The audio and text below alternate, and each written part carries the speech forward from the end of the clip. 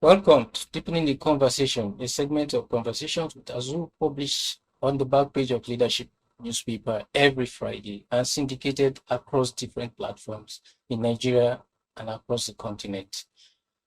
Yesterday, an important event happened in Abuja at the Shehu Musa Yaradua Center, and again it was a book launch. And Azu, as usual, gave a sterling review of the work for a better Nigeria, written by Mr. Ehibrima, one of the veteran journalists and among the elites in the profession. Today, Azu is here to talk about his ideas, what he did with the review, and why he thinks through that kind of journalism, we could have a better country. You're welcome to Deepening the Conversation. Thanks for having me once again, Jimmy. Thank you. It's my pleasure to be here. Yes, another book event and another sterling performance of yours yesterday. Well. I think the credit must first of all go to the NaijaTimes family. Yes, Ibrahim, as you said rightly, is the publisher editor-in-chief of NaijaTimes. But the book that was reviewed yesterday is actually a collection of the editorials written by the online newspaper in the last 3 years, between September 2020 and July 2023. 115 editorials in all. So the title, of course, as you said correctly, is for a better society. So they get all the credit. I think I was just doing my part. The team, the NaijaTimes team, members of the editorial board, and all those who contributed in writing the editorial get the credit for the work. And for the benefit of the wider reading public, what's the significance of editorial writing in newspaper production? Many people don't know. Well, editorial writing has a couple of very useful purposes that it serves.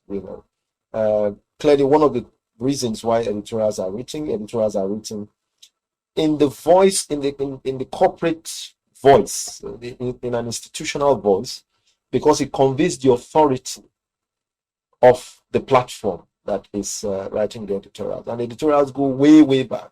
But a number of the reasons why editorials are written to call attention to important topics, the estimation of the publishing firm. Editorials are written to make people think and reflect. Editorials are also written as a call to action.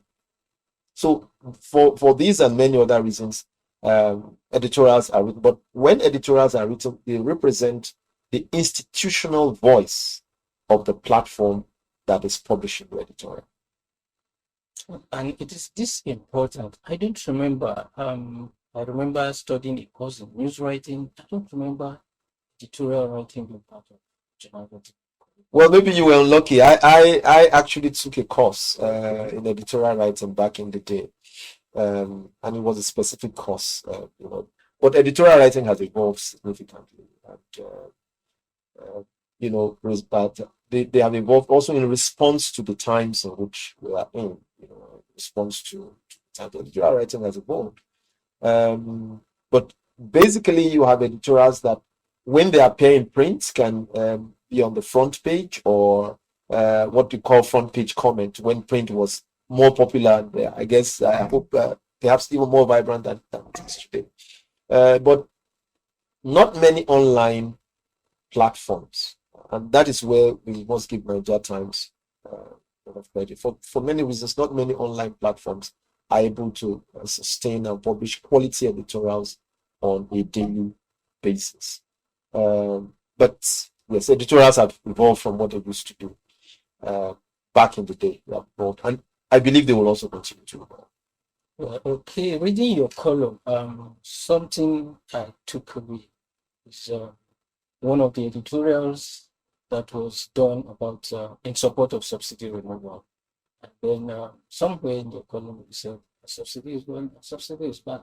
If subsidy is bad, why are we still buying petrol at 625 naira per liter? Yes, because I'm sure that if you check the papers today, the marketers are still complaining that petrol is selling for less than the landing cost. So it means that somewhere along the line, somebody is paying They paying the difference between the landing cost and what you buy petrol at the pumps.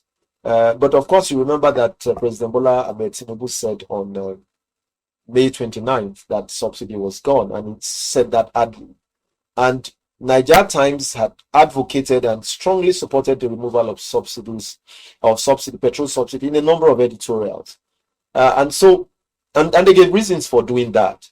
But it does appear quite clearly that, however laudable those reasons are, it was still something that needed to have been thought through. And that is why, even though it seems as if subsidy had been removed, what marketers are still struggling to deal with the consequence of that that announcement, and they're just actually holding themselves back from increasing the pump price of petrol. Yeah, marginal increases, even if it's not noticeable. Exactly, in different parts of the country. Yes. Correct.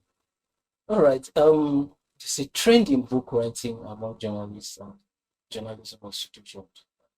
I'll reference the collection of articles published by defunct Newswatch magazine. There was a collection of articles by Lipu himself, Dan Akusli, Yakubu Mohammed, published into the book. And NaijaTimes has come up with a collection of editorials. Are we likely to see a compilation of conversations by associated? Well, we could. Didn't rule that out. And in spite of everything that has been said, with reasons about why people are not reading, why book culture is endangered, I still believe that remains a solid area around which people can have conversations about how we can hope to build a better society. So yes, it is not unlikely that sooner than later we will have a compilation of the works, or some intervention in other forms. I'm looking forward to it. Yes, well, I am working very hard, and sooner than later, I'm sure that you'll hear more of that. All right. Finally, the quality of the gathering yesterday was star-studded. Does that give you hope for a better society? Oh, sure, it does. Also, you must keep in mind that Mr. Ibrahimo and members of his team have built a network, they've built a community over many years of service to journalism and to the country. So it was not a surprise that it was not only a community of people here in Nigeria, but we had people from different parts of the world calling in to lend their support to the amazing work that's been done. So there is hope, I believe, in spite of everything. But like I told you here, and I hope he keeps this in mind, when his money begins to roll in, you should remember the publisher of Champion, Chief Emmanuel Iwanyamu, whose newspaper, The Champion, first carried the mantra towards a better society. So you should remember to pay tithe to Chief Emmanuel. All right, this is where we want to draw the curtain. And like I always say, conversations with Azu, what we do here is just snippets, just tips of the iceberg. If you want to really get the source and the real flavor of the column, read the article and visit our social media interfaces. Don't forget to like our content, share, and we can go deeper and deeper beyond this for a better society. Thanks for being on the show. Thanks for having me.